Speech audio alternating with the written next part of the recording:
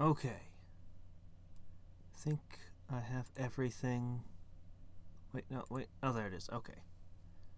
And we should be live. Okay, great.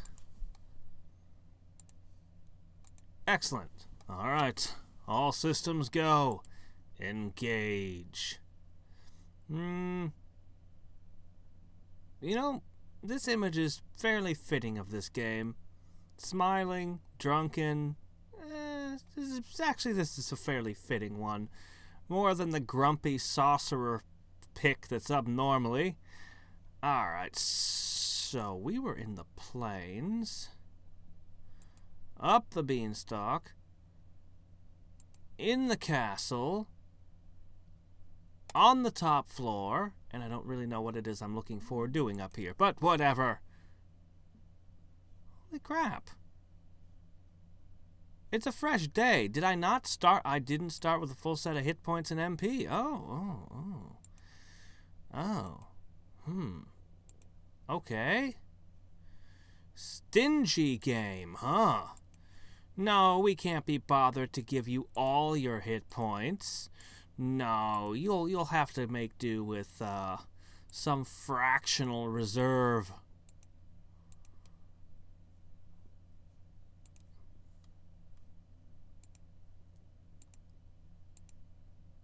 Oh, finally this thing died. Okay, let's try this again.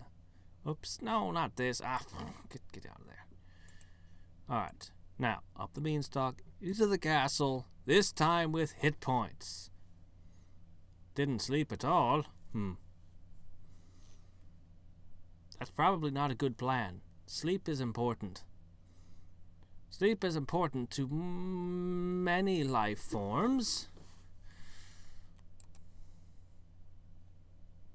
Thin black candle. Awful poetry journal. No one understands my pain. I stand alone out in the rain. My soul is bobbing in the waters of Princess Miasma and her dark daughters. This journal is full of the worst poetry you've ever read. The words rain, soul, and miasma figure prominently in every poem.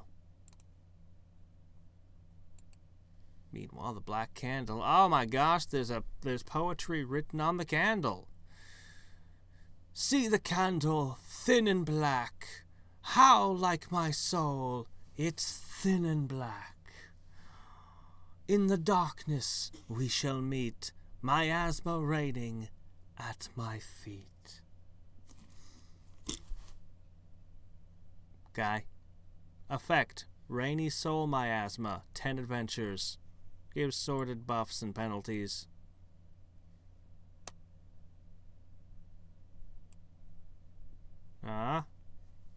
Castlevania Adventure.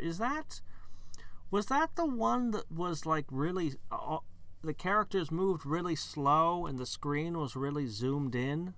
Because I think I remember that one actually being kind of good. I think. If it's the one I remember. And I'm not mixing it up with something else. I grew up with Castlevania 2, and then I got Symphony of the Night. I've actually beaten the original Castlevania as well. I've never done 3, Dracula's Curse. I've never played 3 yet. And I haven't done, I've poked at the Super Nintendo, and I had a Genesis one. I forget which one. You could play as a guy with a spear, though, that was just a friend of the Belmonts, which was weird. Like, who's this guy? You're not a Belmont. Your name's not Belmont. You can't fight Dracula if your name's not Belmont. Okay, so it is the slow-paced one. I remember that one being okay. Like, it's been a long time, though, admittedly.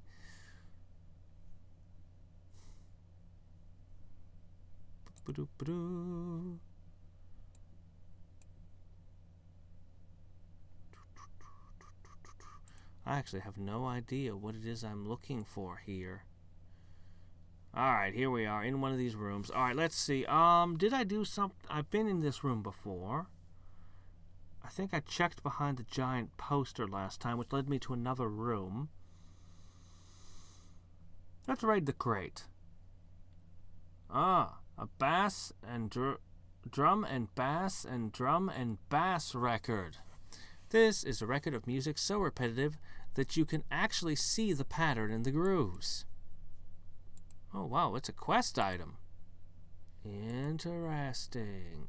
So there's probably a record player in somebody else's room, and if I put this on it, it'll drive them crazy and something will happen. Oh, crap.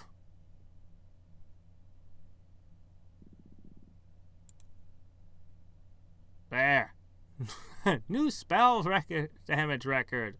No kidding. Oh, that was on my soul sauce. How am I gonna... I'm gonna replenish my MP now. Oh well. I'll just, do the best I can. Hold on a sec. I have items that I've not been using that do things. I could use a tiny house. Mountain Dew. There we go.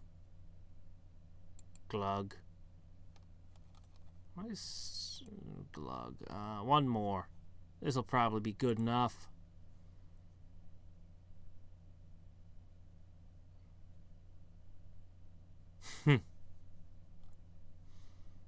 Extremely refreshed. Yeah, Symphony of the Night was good. Perhaps not as incredible as everyone says, but really solid and good. Just a good game. I want to try everything, but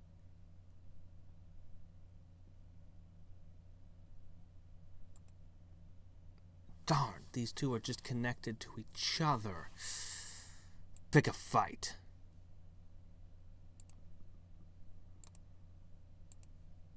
Boom. Yeah, that doesn't help me any.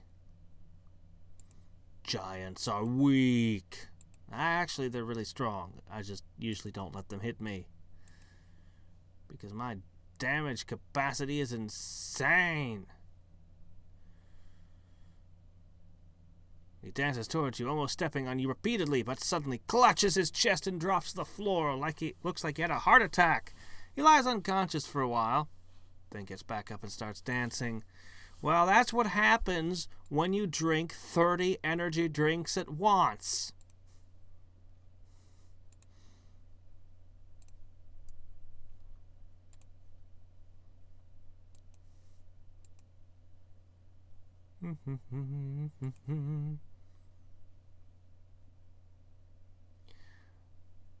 You know, Castlevania is one of those series... Well, I mean, on the one hand, it is kind of fun to see the progression and see how, you know, how they develop.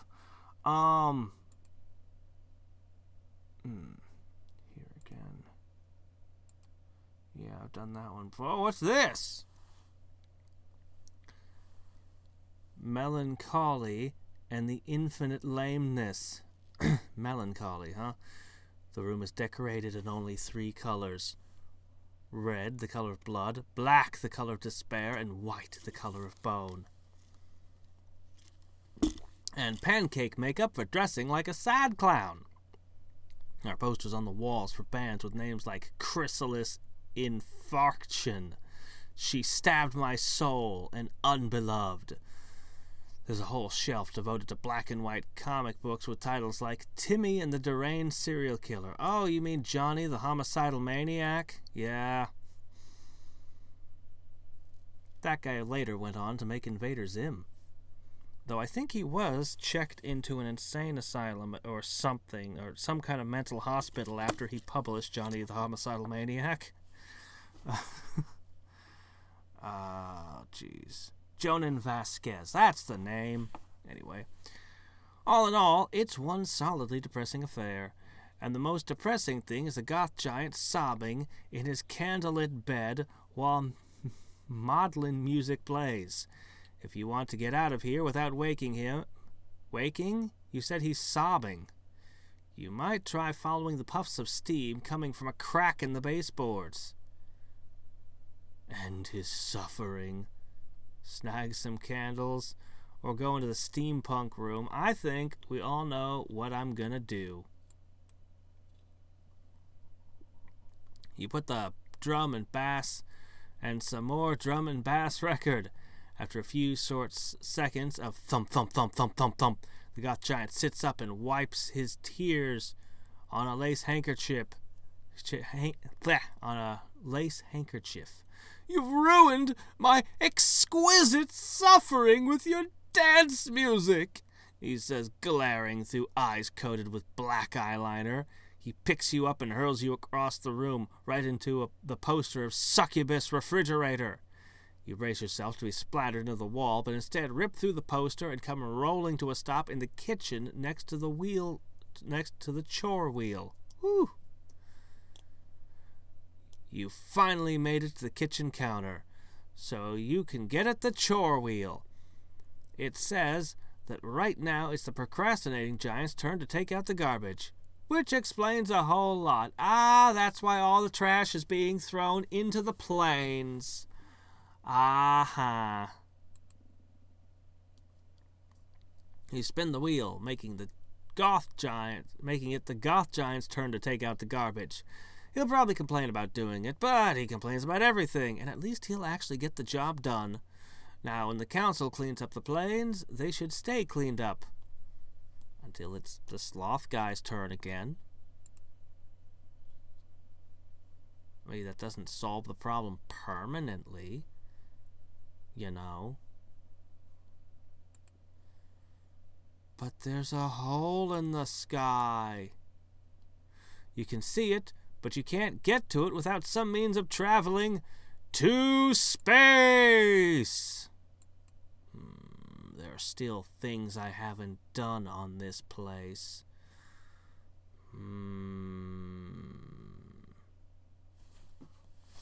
There are still a few things to do in here. Snagging candles. No, I've already got some of the thin black candles.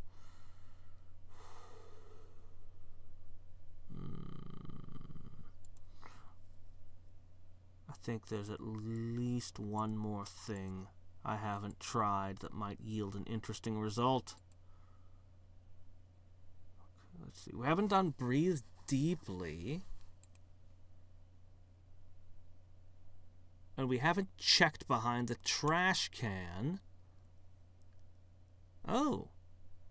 That led to a different room. Harumph and disdain. Investigate the whirligigs. Aha-ho! How about that? Boom! Immediately! This giant-sized model of one of those old-school bullet-shaped rocket ships. And thanks to the addition of a Stirling engine and a whole bunch of gears, it's actually functional. Oh yeah, a Stirling engine. Yeah, that'll get you into space all right. Well, I mean, assuming there's a temperature differential in between your spaceship and outside your space. No, because there's nothing in space, well, barely anything to conduct. No, I don't think a Stirling engine's going to help your rocket ship in any conceivable way, even to just generate passive power. Because you need two different temperatures. No. Nope. Anyway, allows access to the hole in the sky. Holy crap. We're going to do this thing. But there's got to be more stuff here. Since there's at least two more things. We still got, what was it, drawers and, okay, let's see. Okay, so I've already done both of those. Snagging some candles, they can help me. Ah, crap, I can't get to any place else, huh? Ah, fine. I'll just take some candles. The room is even darker and more grim now. But that's the way the goth giant likes it. I'm pretty sure he doesn't like his candles being stolen. Being stolded. Nobody likes that.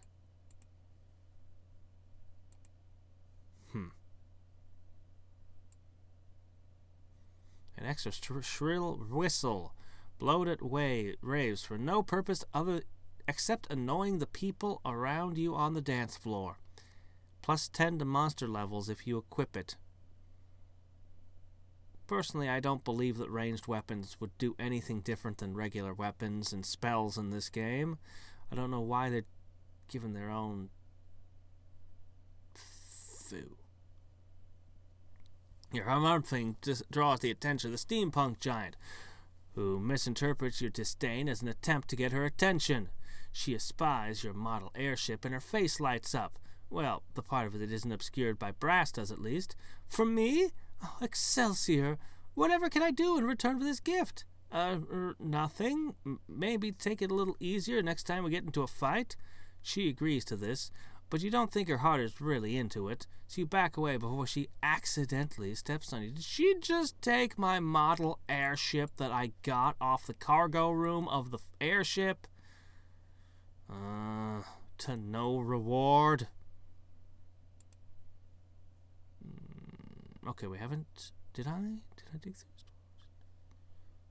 Let's dig through doors. No, okay, yeah, I did that twice. No, that's nothing. Okay, the only thing possibly left is... breathing in the rave room, I guess. What about your ride to the sky? What do you mean? I've got the... Oh, what's this? Huh. Mysticality +5. Whee! This is a brown felt top hat of adventuresome gentleman, the figurehead of a line of action... The figurehead of a line of action figures popular with steampunk giants. It is dapper, distinguished, and decidedly the right size for you. Cool. Ow. Bonk, bonk, bonk. Ow. More. Too much ow. Yeah, we're going to the hole in the sky. I just want to make sure I've done everything here first. Because, you know, I like being thorough. Though I think there were a couple of other things I hadn't gotten to last time on other floors. I don't remember what all, and, you know, oh, crap. Hold on a sec. I keep using up too much. There. Take that. Come on, just give me the final room here.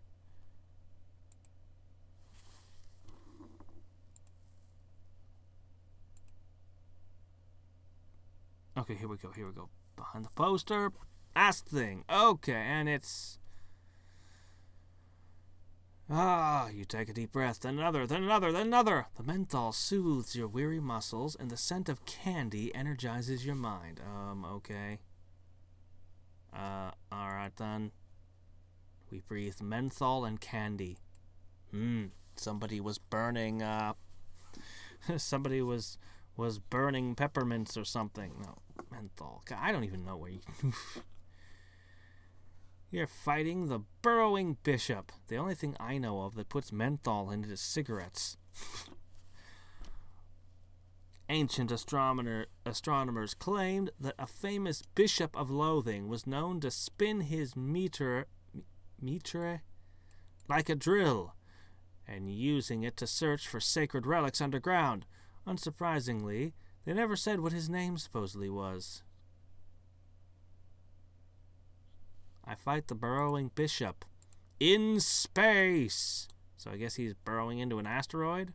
Oh, hey, look, a star. A tiny piece of a constellation. Funny, you always thought stars would be bigger and further away.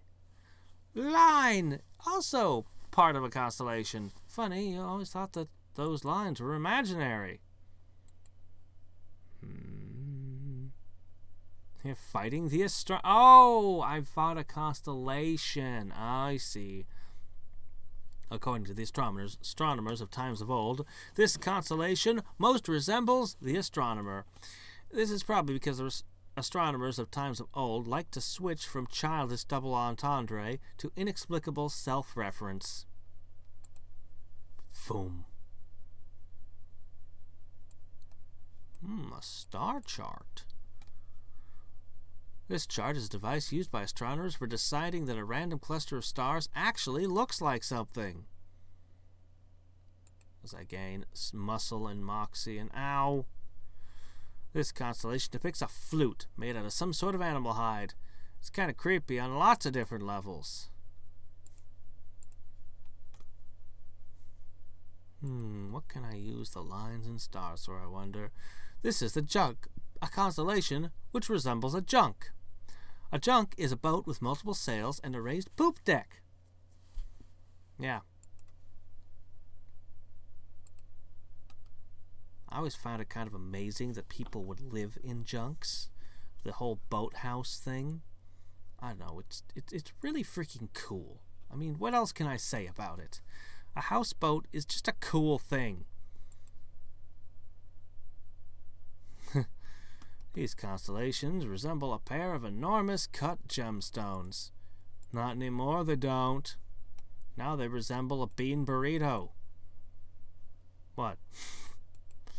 If I want to turn a bunch of stars into a burrito, I can do that. Oh, you're fighting One-Eyed Willie. This constellation resembles a face with one eye. His single eye gleams with knowledge. Perhaps it's the knowledge of where all the rich stuff is. Or perhaps it's not knowledge at all, but a sustained fusion of gases that make up the star. He smiles at you and licks his lips. You feel a stabbing pain in your solar plexus. And I take sleaze damage. You're fighting a pork sword. This constellation resembles one of the legendary swords forged by the pork elves. Well, I mean, we've got every other kind of elf.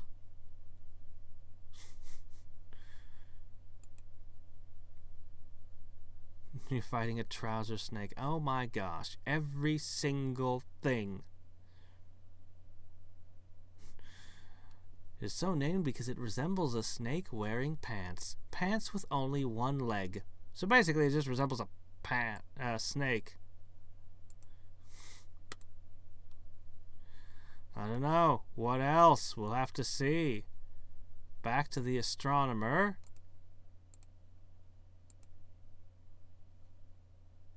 I could be one-shotted here by a lot of this stuff. Twig and berries.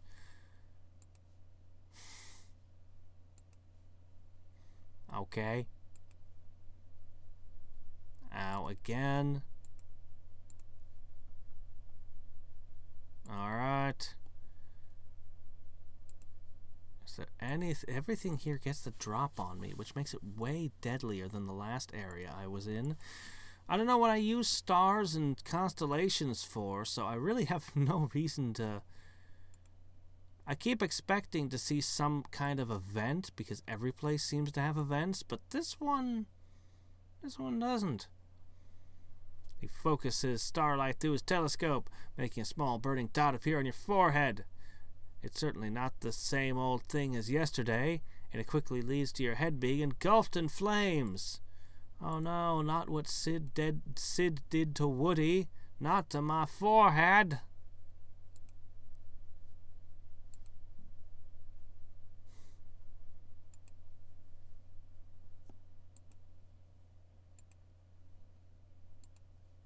Alright, I think I'm done with this area. I've gathered enough. Oh, all the trash is gone. Oh, but it livened the place up a whole bunch. So we have a big pile of stars and lines, 14 of each when I figure out what I can use them for. I should have made my own constellation while I was there. Alright, let's see. So, hi guys, I fixed your problem. Well, I could have just picked that up off the ground. Didn't need you guys to give it to me. Oh, it's part of outfit Glad Bag Glad Racks. Huh. It's a 3-handed staff. Giant plastic fork that was thrown away by somebody giant after eating something slightly less giant, but still pretty giant. The tines are pretty dull, but it's big enough that you can use it as a staff. Huh. I'm not sure what you did, adventurer, but the garbage has stopped falling. Thanks a lot. Adventurer, we've heard rumors of trouble brewing on the mysterious Isle of Mystery. The hippies and frat boys are agitating for war. I mean, they've always been a little tense with each other, but now it's getting serious. We couldn't be happier. We'd like you to go over there and make sure that that war starts. We don't care how it starts, and we don't care who wins. So basically, there's no way for you to screw this up, so long as you don't accidentally negotiate a peace accord. Try not to do that.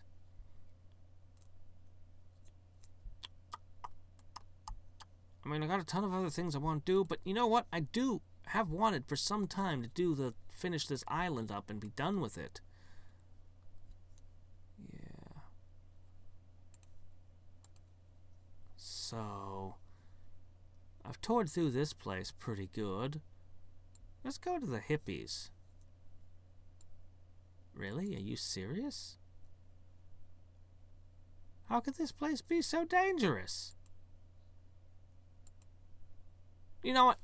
You know what? Fine. You know what? Why not? Ow! Good grief!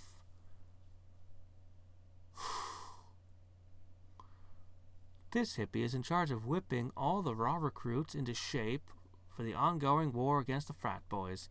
Since laziness and wariness of authority are common trait for hippies, it's something of an uphill battle. He orders you to fall backwards into his arms as a trust exercise, then lets you fall to teach you not to trust the man. And I slink away dejected and defeated. Yeah, okay, so... We'll come back to that. Why was that so high level? That was ridiculous. You could always go into the sea. I think it's time that we did the hidden temple. You're fighting a craven raven. In this room within the temple, which is silent as a pimple, you're strolling with your thoughts, as carefree as a lark. When you walked, some cobweb snatching, suddenly there came a scratching, as of something stone-like hatching somewhere in the dark. Then there came a bird descending. It your life intent on ending. Downward, downward came it wending, with a bite far worse than bark. Quoth the raven, "Ark!" Who didn't see the quoth the raven coming? We all knew. We all knew it was inevitable.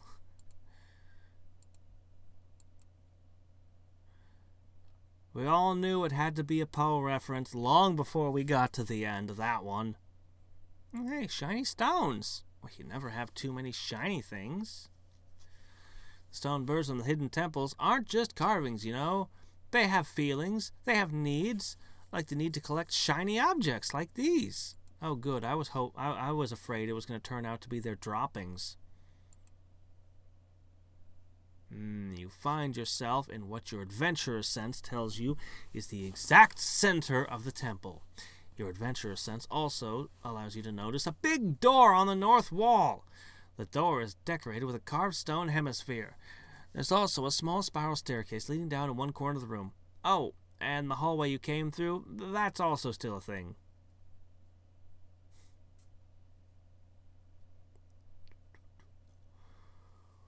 That door's not gonna open. You could tell me nope. Oh, okay, I guess it did open.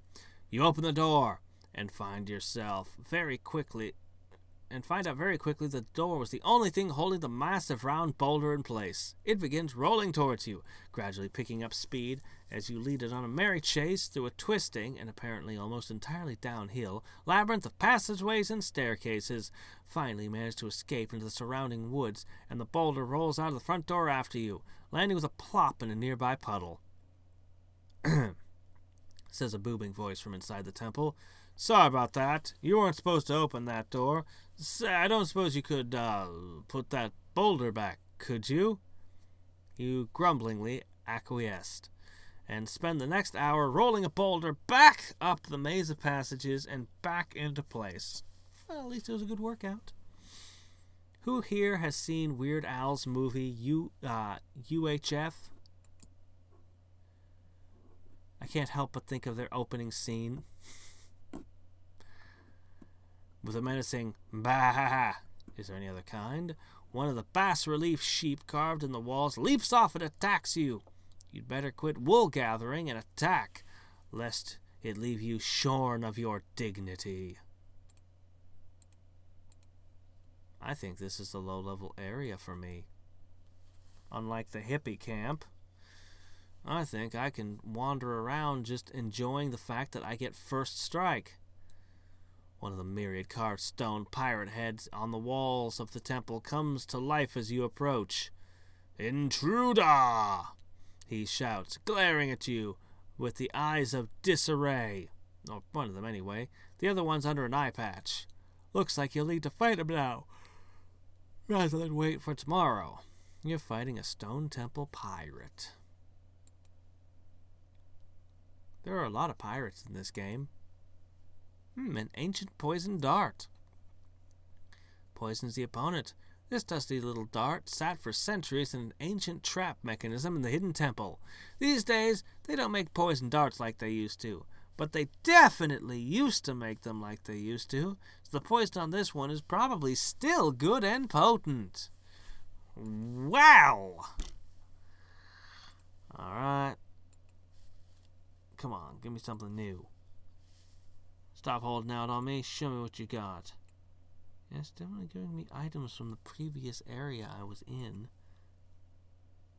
Oh, here we go. Baba Baran. Some ancient historians believe that the Baba Baran was a sheep who drank from the Forbidden River and took the form of a serpent. Others believe he was a serpent who ate sheep so often and so messily that he was constantly covered in a thick layer of wool. The carving isn't going to shed any light on this ancient mystery. In fact, it looks like all it's going to do is attack you. It's sort of, kind of a reference to Quetzalcoatl, I think. This is like a primitive version of steel wool. If your name was Lee, and you are making models of happy turtles out of various materials, you might use this to make a merry wool stone craft shell. Oh, what do we have here? You find the part of the temple where the floor has collapsed into a network of caves beneath. Thinking that now is as good a time as any to get some networking done, you carefully climb down the pile of collapsed floor bits and begin to explore. There's a three-way junction. One path is lit by an eerie glow. One is ringed by a series of carved, or perhaps very oddly eroded, glowering faces. And from the depths of the third you can hear an ominous growling. Glowing, glowering, or growling. Radioactive. Hey, we got radioactive fungus. It's a good food. Like a half moon, this little shelf of fungus is half moon shaped. Unlike a half moon, it grows until it glows with its own light rather than reflecting light from the sun. Unless you take it outside, in which case I guess it technically glows with both of those things. You head down the passageway and emerge into the most video game of caverns. The cavern where walls glow with bioluminescent fungus. You marvel for a while at the beauty and wonder of the cliché, then break off a piece of fungus and take all the fungus. Just taking one piece. Ah! What is this now? Yet another area.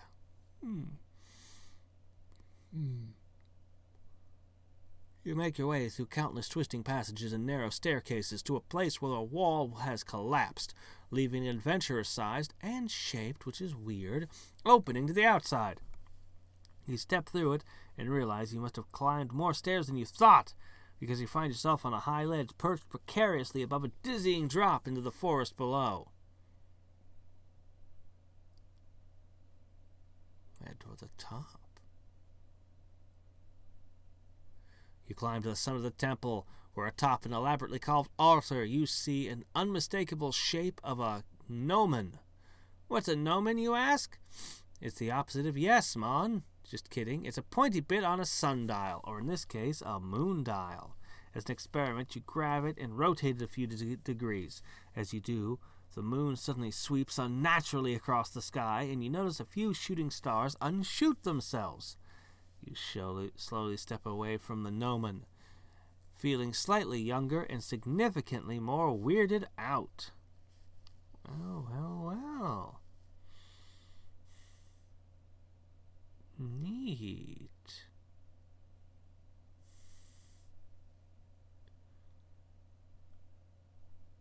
That's pretty freaking cool. That's pretty freaking cool. I like that one a lot.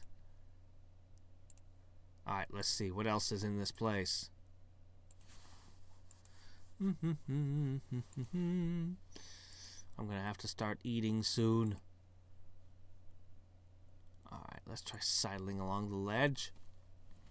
You press yourself against the side of the temple and slowly shuffle along the edge. After a couple hours of this, you completely circumnavigate the temple and end up back where you started. But along the way, you evidently learned some ancient secret knowledge from all the face-level carvings you passed. If it makes me more magical, I'm not going to object. Let's see. Fix me. Fix me. Fix me. Come on. All the way. There we go.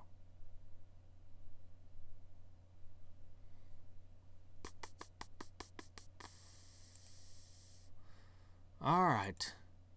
So there's still the glowering and the growling and climbing down vines.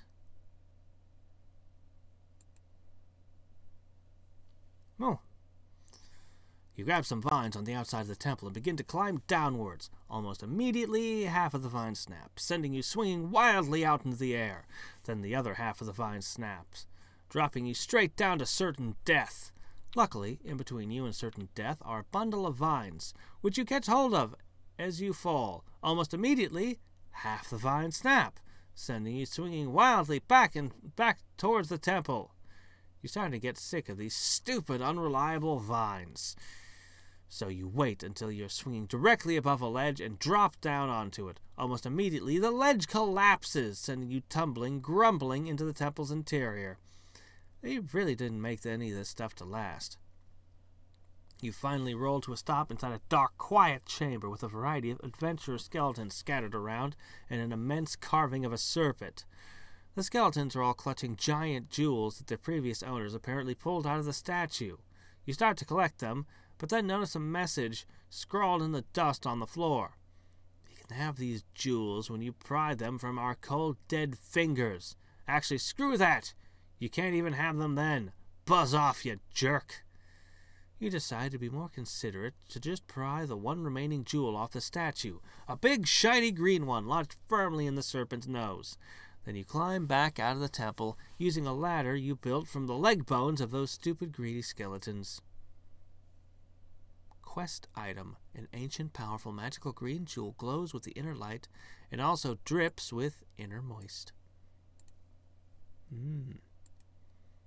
I think it's the fooding time.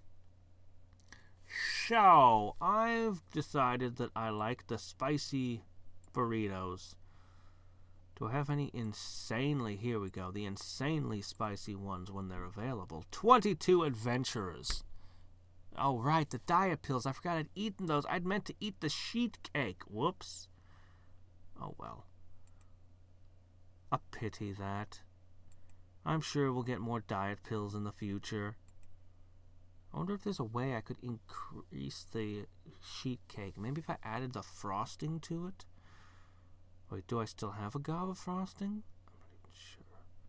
You know what? I'm going to eat the fungus just because... Oh, I wanted to know what it would do. Okay, we're all full up. That's fine. Back to the hidden temple.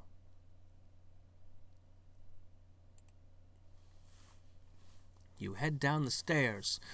The nostril of the serpent begins to vibrate and glow. When you reach the bottom, it leaps out of your hands and floats to the center of the room, where it clicks into place in a metal framework above a strange altar. Cool! This room is almost empty except for an altar in the middle. The top of the altar is covered with a grid of square stone buttons.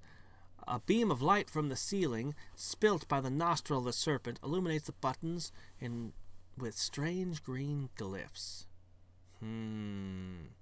Well, this is apparently a moon temple, so the sun one might not be the brightest. You press the button. The room shakes, dust falls from the ceiling as higher portions of the temple rearrange themselves. When the fumbling stops, you walk back up the stairs.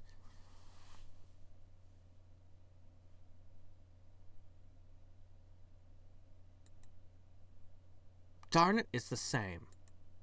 I don't know what that did. Maybe it changes the door? Maybe if I push the sun one, it would create a different door?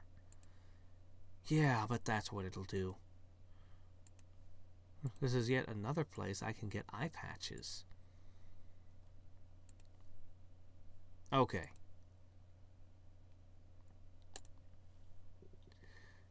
You find yourself in what your adventure tells... Oh, yep. Okay, the sun door. Ancient calendar fragment.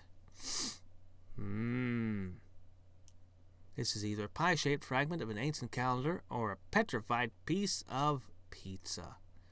Type usable. Not a quest item, though. You go through the sun door and find yourself in a chamber that was obviously built to house a giant chandelier that now lies shattered on the floor. Guess somebody wasn't a fan of time. You pick through the bits and find a cool-looking fragment to take home as a souvenir. Alright, that just leaves us with one thing. I'm sure I'm glad to be getting insanely spicy burritos. Yes, please. Keep reimbursing my food that I ate.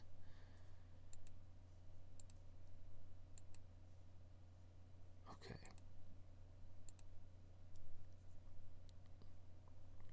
I don't know what that is, but it's not a gargoyle.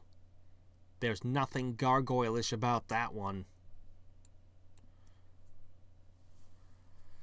You try to figure out how to open the gargoyle door. The gargoyle gate? You mean one of the bosses from Dragon's Crown? But you don't have any luck. Grasping at straws, you grasp the gargoyle's tongue and pulls it. The gargoyle's eyes light up as electricity courses through your arms and into your brain. It's quite bracing. Honestly, I'm really disappointed. I got the gem and I put it in the thing and all the doors just do stupid things. Alright, we're done with this place. We could do the Black Forest and then the Black Market. You know what, I'm going to take another crack at the hippies, but I'm going to change my gear out. I'll have to give up looking cool for now. The rice peeler. Kind of tempted to use the discarded fork just because it's amusing to me. A disturbing fanfic plus 30 damage to sleaze spells. This is 100 pages of animals from a popular cartoon doing horrible and disgusting things to each other. More meat.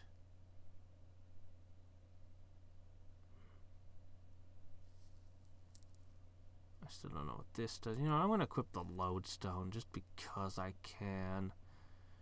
Still don't know how to get those flies.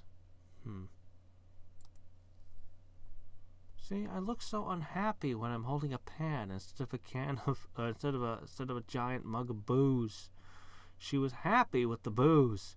She's unhappy with the saucepan. It's sad. We're going to try it now. Alright, we've got a higher max hit points. We should be way more durable. You wander through the hippie camp, dodging yurts and holding your nose. You see a bunch of female hippies working in a small patch of vegetables. Hey! Are you guys doing a victory garden to conserve food during your war effort? Oh my gosh. Somebody remembers that victory gardens were a thing once upon a time? There's a lot of propaganda about that. A what, man? We grow all our food organically. Do you have any idea what horrible things big commercial farmers do to vegetables, man? We grow everything naturally, using nothing but pure ferret excrement for fertilizer, and nothing but our tears for the dying trees for water. Sounds, tasty. Nothing like salt water to make vegetables grow, after all. You quickly conjure up a wave of pesticide and chemically purified water to wash over the field, then walk away with...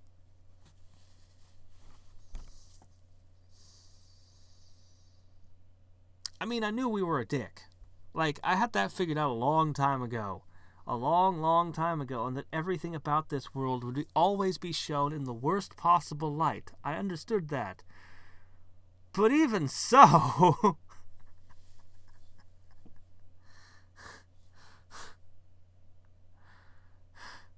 It's like, I well understand that if we tried to make everything organic, we would starve to death. I understand the importance and value of pesticides and fertilizer, but that doesn't mean that you go and you piss all over someone's garden. Holy crap. Just,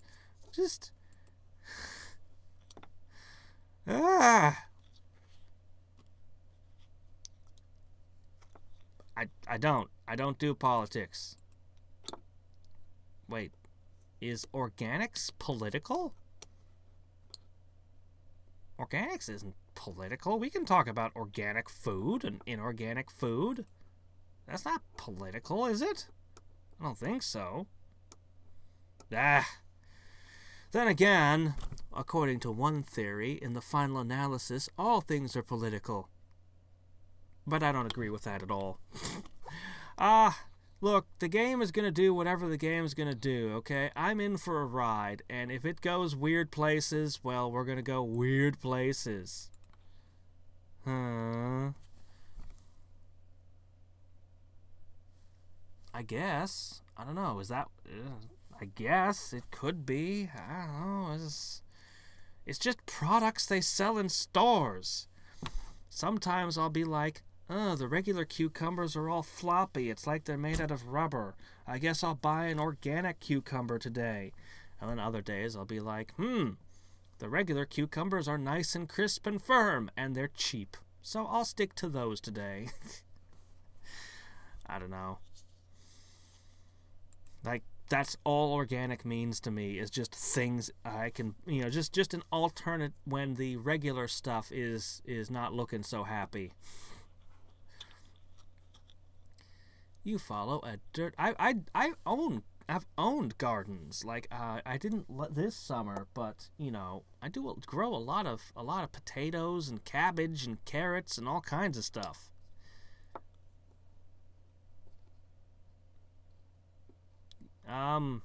Yeah, we do. We have multiple organizations that keep track of that stuff, and, stuff happens.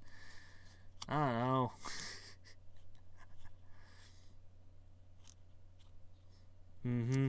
Yeah, no, I do understand the value of pesticides and fertilizers, like seriously, like they're kind of critical, huge technological developments. I've played Civilization. I know these things are important. I totally get it. But, if people want to have their own gardens and their own things, you don't mess with it. What the hell? I was just shocked by the sheer dickishness of that behavior. It's like, what are you doing? You follow a dirt trail through a dirty hippie camp, eventually arriving at a small pond of cool, clean water. You wonder if your eyes are deceiving you. It looks like there's a hippie in the pond taking a bath.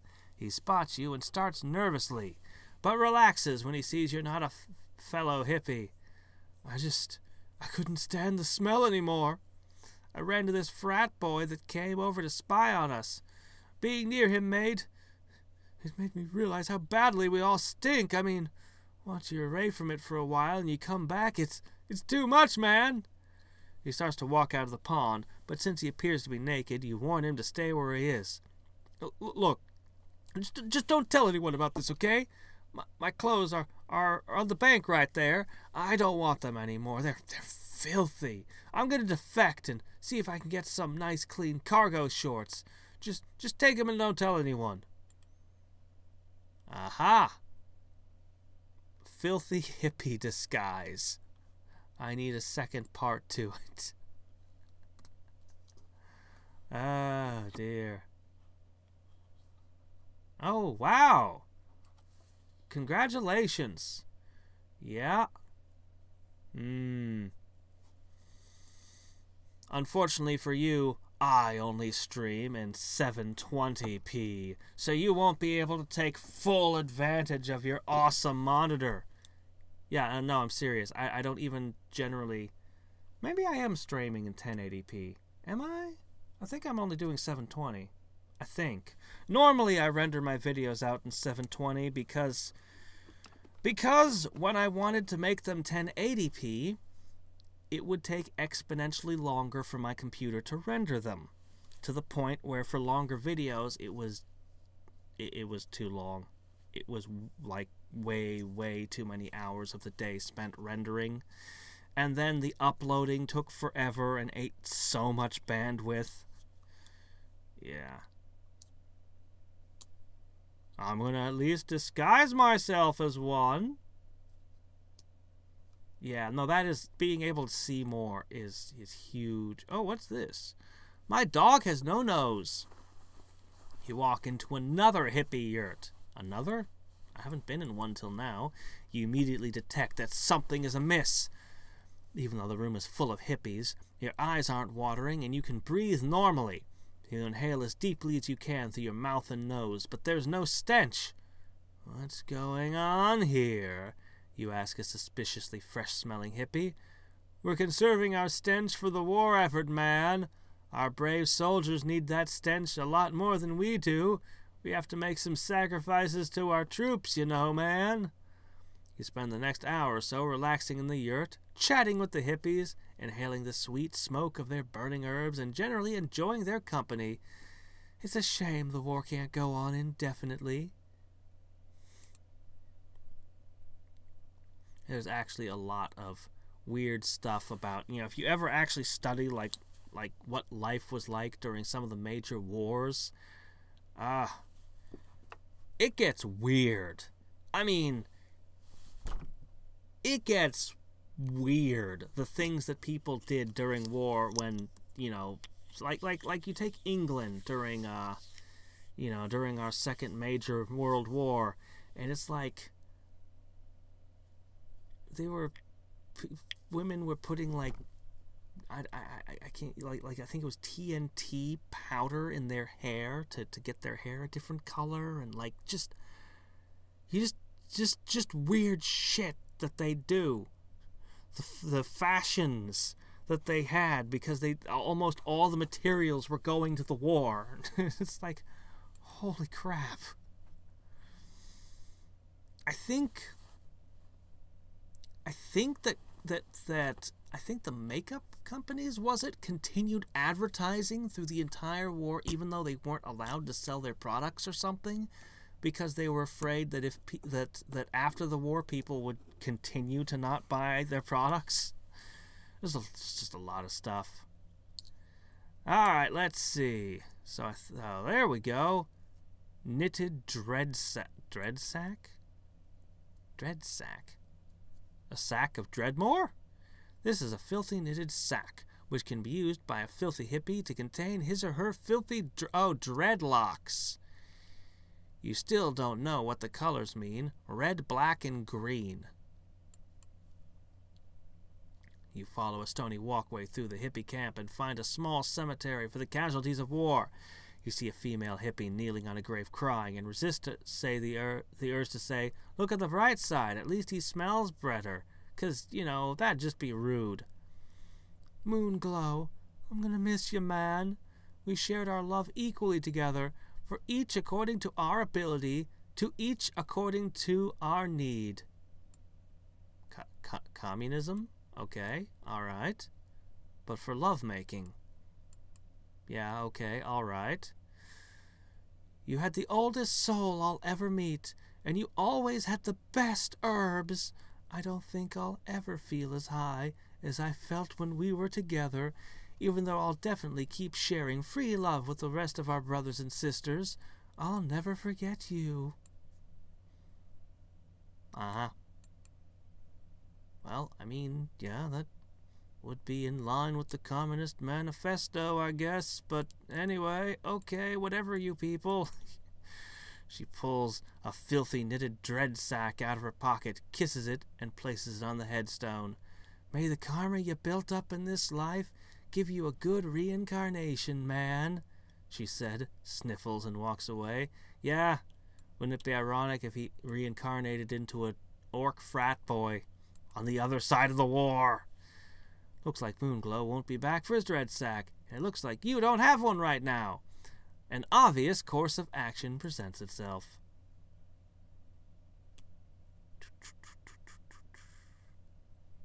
Oh, I haven't eaten the stuff you sent yet. I haven't eated. I ate, insanely spicy things instead. So we still got all the stuff you sent up here.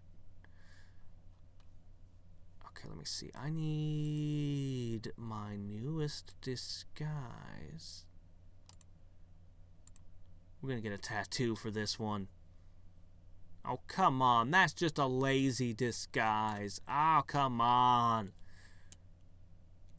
At least we're less unhappy than when we have the saucepan, so, you know, I guess it's an improvement. Oh, yeah. Oh, yeah, I guess that'd be the right tattoo to have. Okay. Yeah. That's about right. Okay, so now that we're disguised, everything should change. You duck into one of the hippies' numerous yurts and find a hippie tailor at work, hand-sewing a uniform for the hippie army. He spots you and spins a mannequin around to face you. What do you think, man? I wanted to make something that says, we're here to fight, but in a groovy, organic, totally holistic way that still allows for comfort and ease of stench release. Wait a minute. Actually, the peace tattoo is exactly the wrong thing, because the hippies are at war, and I'm here to make sure they stay at war. No, actually, that's the wrong tattoo.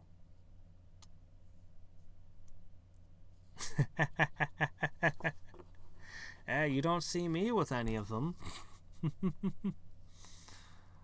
I think that camouflage is a lot more effective when it's actually, you know, camouflage. You're designing outfits to infiltrate a frat house, right? So, maybe fluorescent tie-dye isn't the way to go. Maybe something in a backwards baseball cap, some khaki shorts, and a t-shirt for a horrible band. You spend an hour or so working with a tailor to come up with a new outfit. You feel decidedly more obnoxious for giving good fashion advice. You also feel that, to preserve your testosterone levels, you should go out and kill something and eat it raw and bleeding. Yes, even though you're a female. Okay. Screwing for celibacy? What? You find a group of hippies, technically known as a funk, all dressed in hippie fatigues and all heading to a big protest rally about the impending war between the hippies and the frat boys. We join the group and stand in front of a stage with a big "Give War a Chance" banner hanging behind it. A grizzled hippie in a thrift store camouflage jacket comes out and addresses the crowd. My fellow hippies, I know that the past few weeks have seemed like we're on the dark side of the moon. I know that war is good for absolutely nothing. And I know that, like our brother Casey Jones, we must watch our speed to rush to war. However, we have given peace a chance, and it hasn't worked. I say it is time for us to Misty Mountain hop over to the frat house, do some bouncing around the room, and crash into those frat boys like bricks from a wall. I know we must emancipate ourselves from mental slavery, but we must also emancipate ourselves from our physical slavery as well. Let us join together, my brothers and sisters, and meditate and pray for peace together before we go eviscerate those frat boy punks. Everyone assumes the lotus position and starts humming. You join in and briefly feel in tune with the mystical underpinnings of the universe.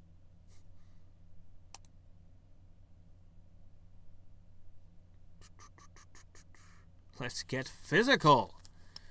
Okay, we've been trained in all 3 stats plus 100, so I assume we're going to actually go to war now. You follow a group, or funk, of hippies dressed in hippie fatigues and end up standing at attention as a hippie drill sergeant paces back and forth inspecting the troops. You maggots are pathetic, man. Dude, you guys make me, like, totally puke. You think you're all Afghani red, but you're nothing but swag. That's right, swag. I wouldn't even use you to make brownies. You better get up off your couches and get into shape, or you'll get totally smoked in this fight, man. He stops pacing and stares at you. You there, maggot! Drop and give me 2 dime bags. Even though your name isn't Daryl, you figure you should follow orders. You do 20 push-ups and pop back up to attention. Well done, man. We might make you kind yet, bud. Wait, what does doing push-ups have to do with being nicer? I've seen this one. I've seen this one. Do I have an infinite source of plus 100 stats? Is there anything else going on here? I mean, this is the craziest way to gain stats ever. Oh, here we go. Okay, so we did a whole bunch of time training, and now here we go. The conundrums of war. You wander into yet another yurt in the hippie camp, and you see you've stumbled upon the hippie army recruiting headquarters. A hippie in full battle gear sits behind the desk and salutes as he sees you. Hey, what's up, man? Ever thought about joining the hippie army? It's an army of one love, man. Trademark. Man, we uphold the ideals of peace, beauty, and love in everything we do. But don't you violently kill frat boys with guns and bombs? Oh yeah, it is true. On this karmic cycle, we are forced to commit violence. But on an eternal reincarnation scale, it, like, totally evens out, man. Anybody who is killed in this life is given a chance to live again. Maybe as a butterfly, maybe as a middle-aged actress. What is one lifetime to the eternal soul? So you advocate horrific violence in a totally beautiful, peaceful, loving way? You're a soldier and you're a vegetarian? No way, man! I'm a vegan. I don't even eat honey. Do you know the horrible things they do to bees when they enslave them? You refrain from saying that whatever happens to bees is fine by you. Bees hate you, and you're not too fond of them either. You start to back towards the door. Oh, well, man, at least take these and think it over, okay? The recruiter tosses you a pair of sunglasses, which you pocket before scurrying out. Let's see what we got here. Oh! New outfit. War hippie fatigues. Oh, it specifically gives us sleaze resistance, so it's specific to fighting frat boys. Okay. This is a pair of sunglasses with smallish, completely circular, purple-tinted lenses. It'll make everything you look at appear to be awash in purple haze. You're sure to look like a friend of the devil in these things, and you'll be trucking all over your enemies in inimitable style.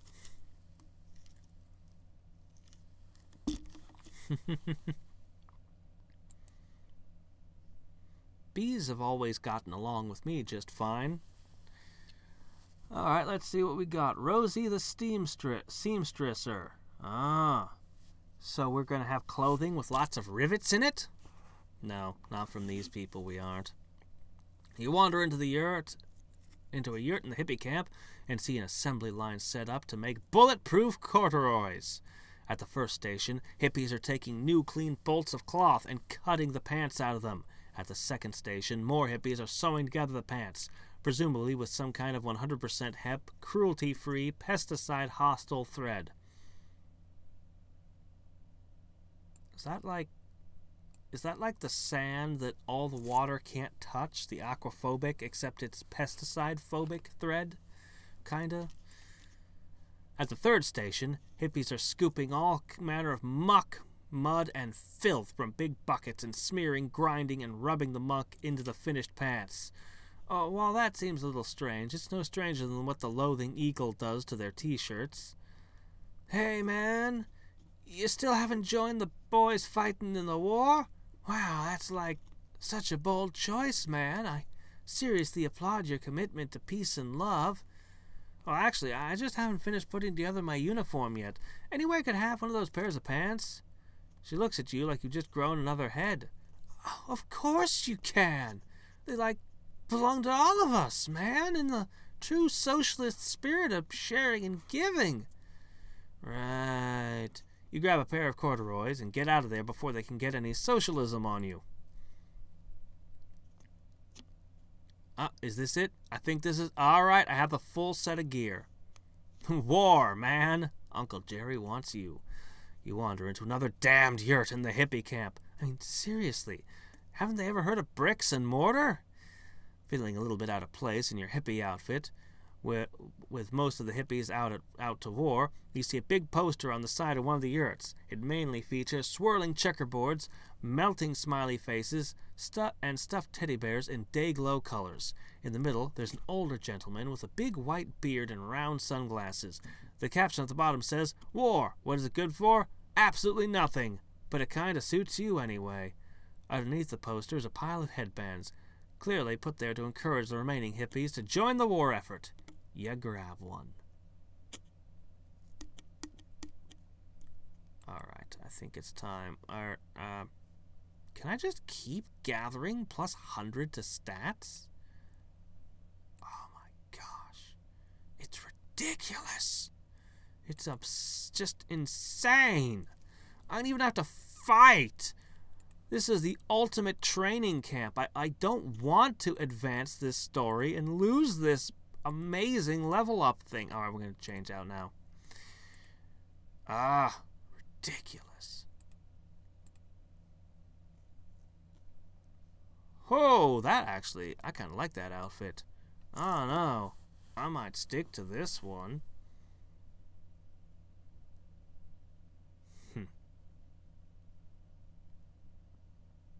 Plus 40 hit points. Okay, titanium beads that protects your head from shrapnel and keeps the sweat out of your eyes? No, keeps the dreads out of your eyes. Ah, yes, of course. Damage reduction of 2, 40 MP. They're covered in unidentifiable and unspeakable crustiness. So much so that they can deflect projectiles. Just, make sure you bathe thoroughly after wearing them, preferably with lye or sulfuric acid-based soap. I'd suggest burning them to be sure. Something tells me the fumes would kill you. It actually has 170. It might be the best item I've found. This doesn't do so much, though, but that's okay.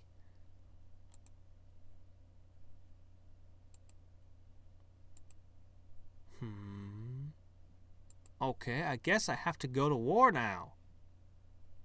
Ooh, war hippie tattoo. Good point, good point.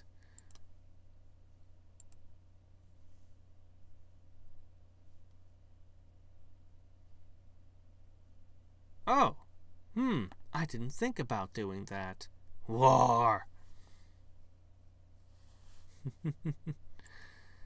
Yeah, when I'm playing Civ, that comes up all the time. when I'm in a long war, my people just start increasingly rioting and screaming, war, what is it good for? And I'm like, no. Now we're going in. One less room than in that movie. You successfully sneak into the frat house without being seen. Since most frat boys have such keen eyesight that they frequently see double, that's a pretty impressive feat. You walk down the hallway and see 3 doors, each conveniently labeled with what's behind them. So do you want what's behind door number 1, door number 2, or door number 3? Or would you like to trade them all for the mystery box? Oh, there's no mystery box. Munitions dump. Beer bombs? 55 to 75 damage. This is a can of beer that is found in the attic of the Orcus frat house just prior to the war. It has been there for years and years, so long that the beer inside has gone horribly, horribly bad, and the can is bulging and distended. You sneak through the munitions dump, humming, to the dump, to the dump, to the dump, dump, dump. As you loot yourself some of the combat items the frat boys used to decimate the ranks of hippies in the hippie ranks. You manage to escape without getting rendered unconscious, paddled, or forced to do a beer bong, which is more than most people can say. This soldier is both a tenderfoot and a greenhorn. He joined the Brotherhood of the One-Hopping, hoping that it would get him invited to more keggers after the war is over. Sadly, he didn't figure on a combination of normal fraternity hazing and boot camp before he could make it out to the battlefield. He looks a little dazed and confused, and walks with a bit of a limp. Don't expect him to sit down anytime soon. Look at how high my max hit points are. It's amazing.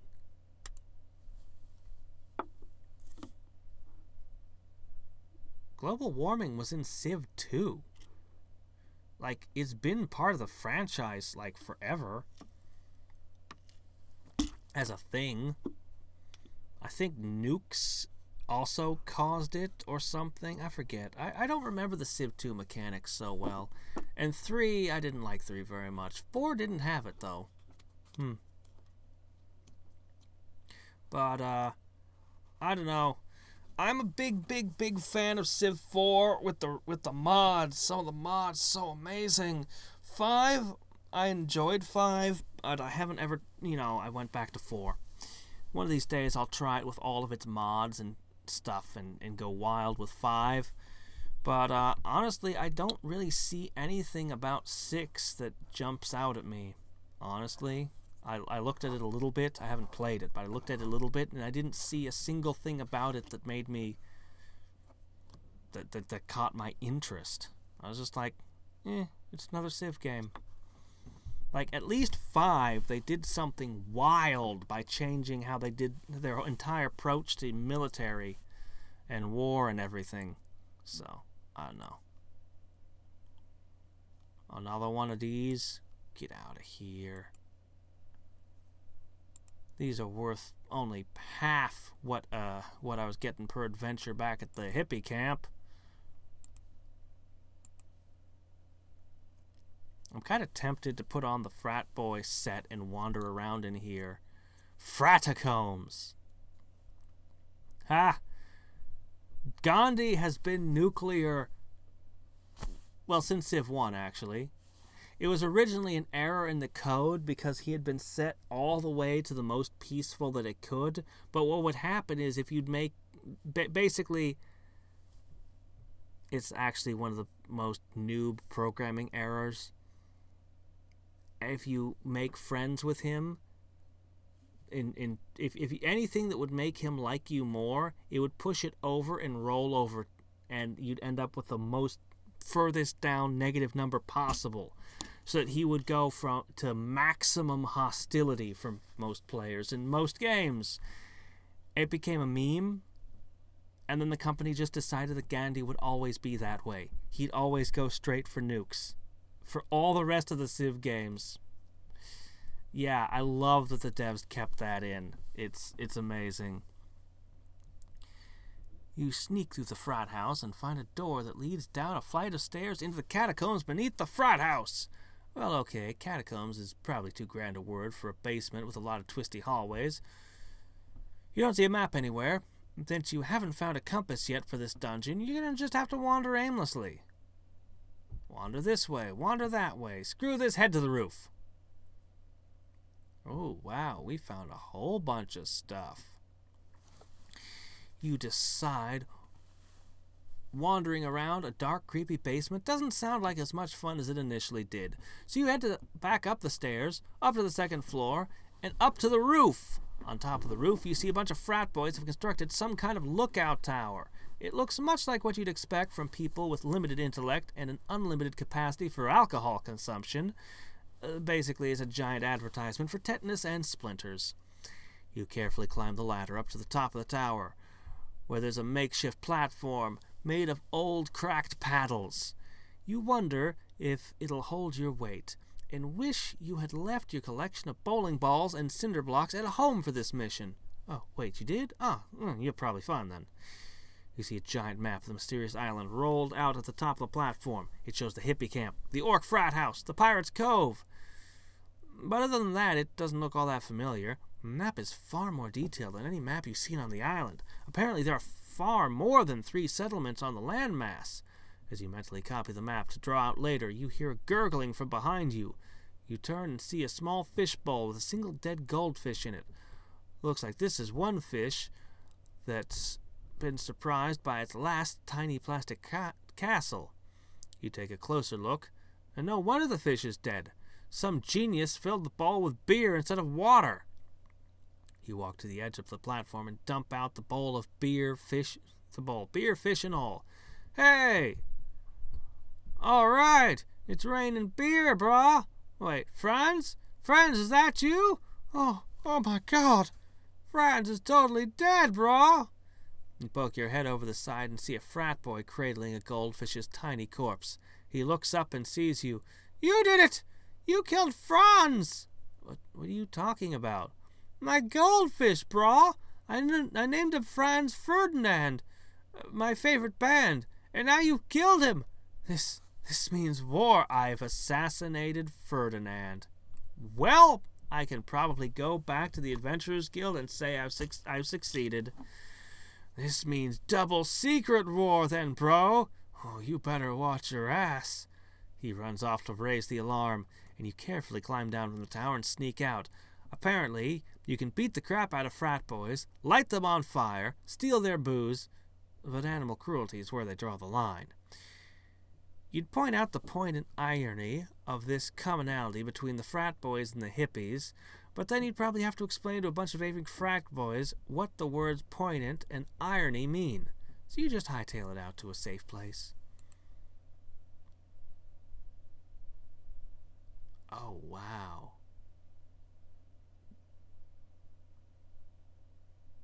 A conspicuous absence of pirates. Oh, wow. All of a sudden, we have unlocked a whole bunch of stuff.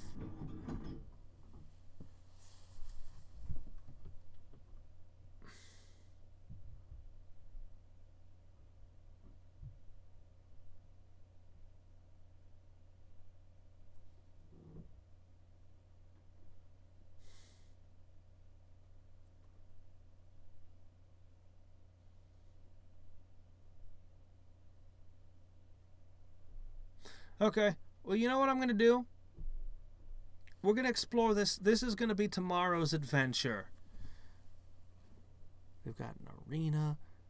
Where'd the hippie shop go? I hadn't gotten around to, I have the costume now, but it's not here to go to.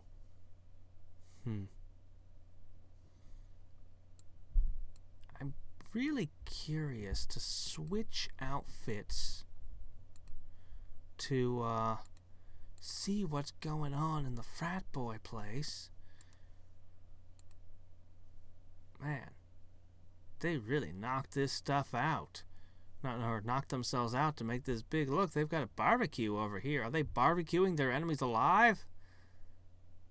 Oh dear. I want to explore this, but I think we'll do it tomorrow. You stride confidently onto the grounds of the frat house, but your striding gets less and less confident as you go. Frat boys line the path up to the frat house, each of them brandishing a paddle and muttering under his breath. A line of frat boys blocks the doorway into the frat house. There's a war on now, brah. We've been stitching up our fallen brothers all day long, and we're not in the mood to party. If there's one thing we really, really hate, it's not being in the mood to party. We even tried to throw a not in the mood to party, but we couldn't even do that. Even though you're not a pledge here, I think you're going to get your ass beat if you don't turn around and go back the way you came. You decide turning around would be a really bad idea, and cautiously back off the frat boys' turf. One sec. Hey guys, I did the war. Excellent work. You finally managed to get those idiots to fight each other. Now we've just got to make sure the battle ends before tourist season. I mean, would you rather visit the beautiful tropical island or the body-strewn war zone? Well, I mean, you know, you can always loot the bodies. Well, there's no accounting for taste. We happen to believe most people would prefer a beautiful tropical island. Get out there and rack up some casualties so we can get this over with. If you're not making much progress, you should try helping some of the denizens of the island. Unlike every other fantasy kingdom in the world, if you're stuck, you should visit every location and talk to everyone. Okay.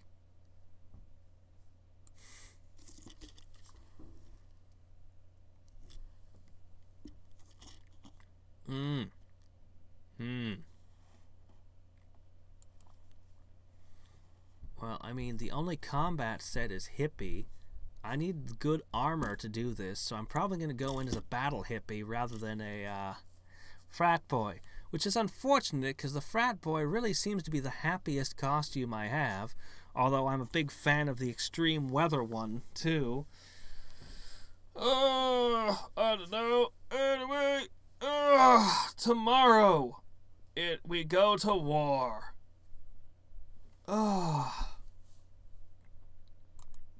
But I'm dressed as a frat boy. You stride confidently into the hippie camp. Hippies line the camp, hissing at you, spitting at you, calling you mean names. I mean, seriously mean names. I can't even print them here. They're so mean. A funk of hippies block the path in front of you, both physically and with their impenetrable stench. Look, man, you know we won't judge you because you have to follow the path you're on, but you're carrying around some serious negative energy and it's throwing off your vibe, you know what I mean? You should go and think about your place in the cosmic web of life that connects us all, you know? Try to align your chakras with the music of the spheres, man. You turn around and head out of camp, partly because the hippies look like they're ready to get violent, and partly because you can't stand the smell. And partly because you don't want to hear any more crap about karma, negative energies, and askew chakras. Well, I mean, we'll never be able to achieve Kundalini like this. But what would happen if I did this? Aha! You walk into the Dive Master's yurt and wait patiently behind the counter. Yep.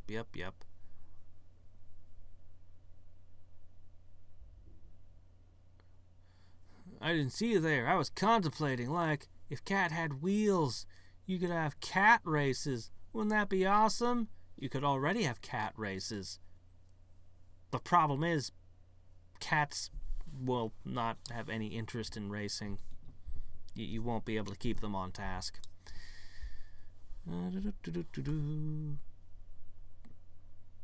I need dimes. Lots of dimes. This isn't an MRE, this is an MPE. Oh! Meal. Possibly edible. Of course. Lots of interesting things here.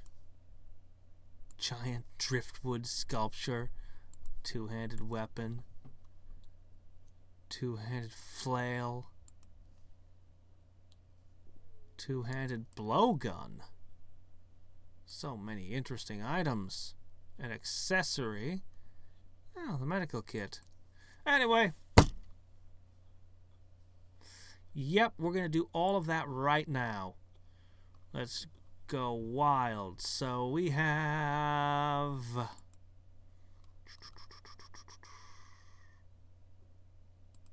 We have one Grim Fairy Tale. We've got... Might as well just use whatever down here.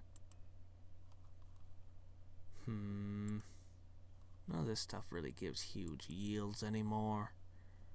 Oh well. Why don't I have use multiple as an option down here, huh? Even the ones that claim that they're good are just kind of crummy.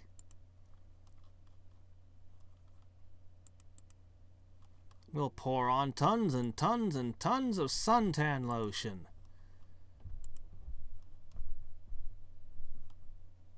Oh, are we done? Okay, we're done with that. Okay, now for this. We're just gonna swallow everything.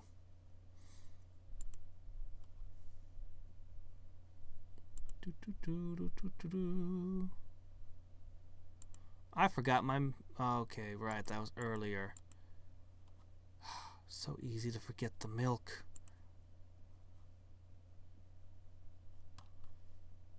Oh, that's it, we're done. Okey-doke.